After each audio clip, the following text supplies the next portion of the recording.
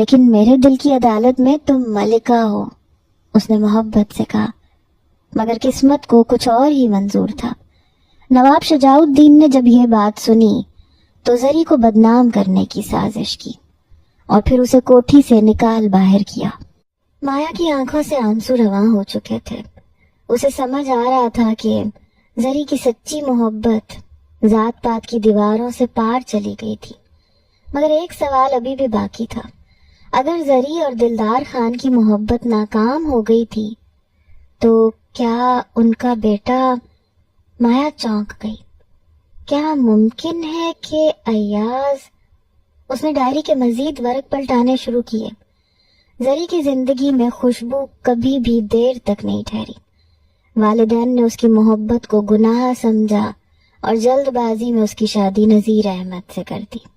گاؤں والوں نے نہ صرف زری کو بد کردار ٹھہرایا بلکہ گاؤں کی لڑکیوں نے زری سے ملنا جلنا بند کر دیا، یہاں تک کہ مایا کی ماں اور زری کی دوستی بھی ختم ہو گئی۔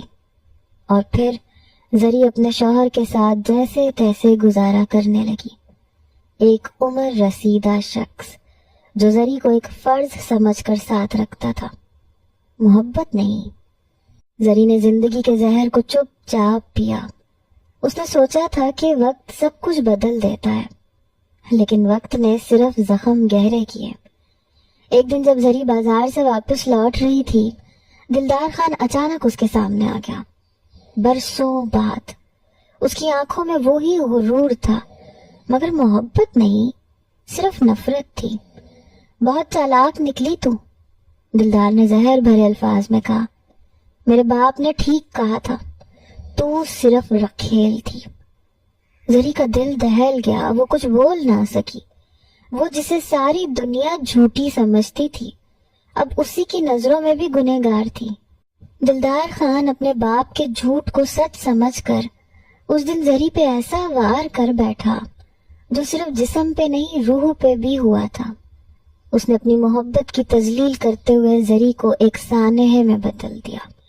وہ زری کو کھینچ کے پرانے کھنڈرات میں لے گیا اور وہاں اس کی عزت کو تار تار کر دیا۔